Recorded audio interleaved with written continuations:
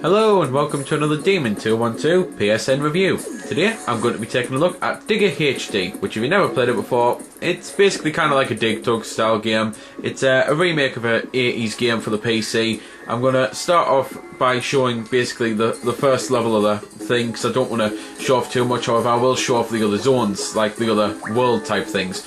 There's all sorts to do in the game. What you're going to be doing for the main part of the game though is you go around collecting the gems. Once you collect all the gems, or all the gems have been collected, because the enemies can eat it, a level ends. You can, however, end a level by killing all the enemies on it, but that takes a long time because you have to wait for them all to come out. And if you wait long enough on a level, then you can basically get a Pac-Man style thing going on, where an item will appear that you'll be able to collect, and then you can eat the enemies. So that's really cool, because otherwise you touch the enemies, you die. You can shoot at the enemies. You basically get infinite amount of ammo with this gun. However, you have to let it recharge, which does take a long time, so it's not something you can really rely on to just plow your way through the levels. It does take a lot of skill and patience to be able to clear a level just by killing all the enemies, and that item that comes up, that cherries type thing, Pac-Man style, really does help that out. You can then also get items from these sacks of gold, because some of them are sacks of gold, basically they'll have a dollar sign on them, that's how you know it's gold, but some of them are actually chilies, which will speed you up, or like a little spark type thing, which you collect that and it'll fire a shot out for you. You can also get bombs and ice bombs. So the bombs obviously basically blow things up, flames. The ice bombs basically freeze things, and you yourself can get frozen as well by enemies that can freeze you, and when you get frozen you just basically move slow until you thaw. So that's basically everything that you kind of need to know. However, obviously there are other modes in that, and that's, well, what I'm going to cover now.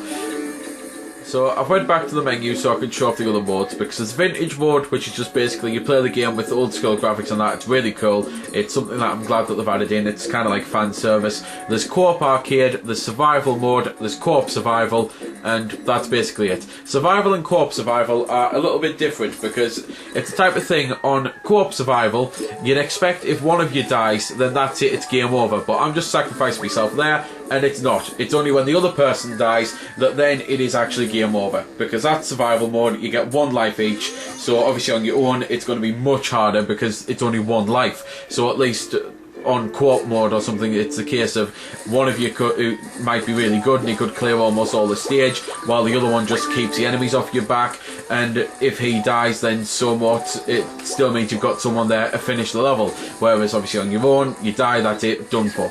It's a very hard mode, and it's easily harder than the actual main game mode, because the main game, to be fair, can be a little easy. However, there is something I kind of need to show off about the main game. It's a little extra. It's actually the fossil type things, the artifacts. So I'll just go into a level where I can show one of them off. So this is the first level you get an artifact on, and you might be able to start to see it appearing now. Basically, as I'm digging, it's appearing in the background, and you've got to dig away all the dirt in front of it, and then the artifact appears. Then beat the level, and simple as, you've got the artifact. And to be fair, I might as well show beating the level while you listen to some music, because I kind of need to show what happens at the end of a level as well.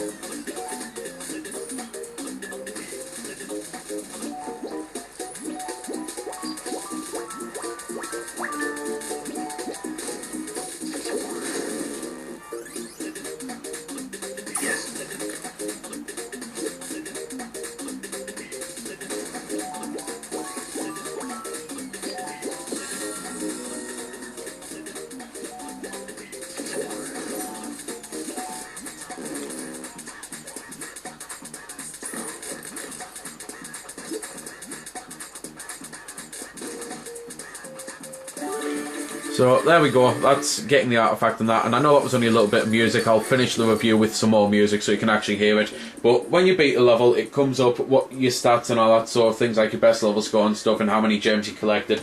And the weird thing is, the gems collected thing pretty much might as well not be there, because either way, like, if the enemies collect it or anything, it still counts as you collecting it. The only time that actually comes into effect is if you decide to finish the level via killing all the enemies.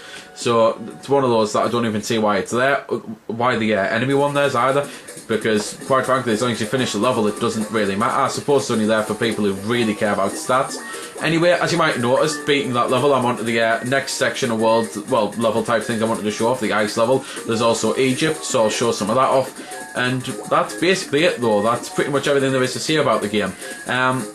To be fair, there is one thing. You might have noticed when I was pushing the sack of money around, it changed colour. Well, that's basically if you push a sack of money into a gem, then it basically absorbs the gem. And if you push the sack away from the gem, then the gem will pop out. You can collect it naturally, so you don't have to worry or anything like that. It's not going to screw you over if you push it into it. Anyway, here's a bit more music and Egypt.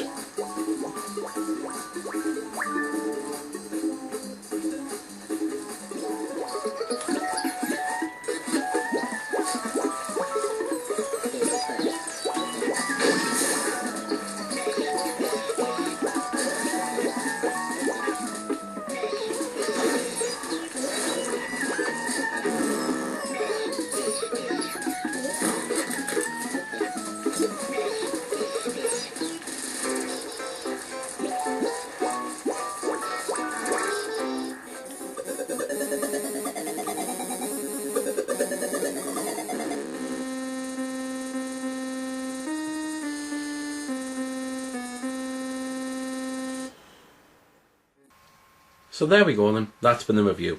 I hope you've enjoyed it, or at least found it helpful. You might have noticed I didn't score the game. Well, that's because it's a matter of personal opinion, and yours may very well differ from my own. I'm just here to show you a bit about the game. If you like it or not, well, that's up to you. If you don't like it, or you do like it, feel free to comment. Also, if I haven't answered any of your questions that you may have had, I might have forgot something, or it might just be something obscure. Again, feel free to comment, ask, always willing to help out.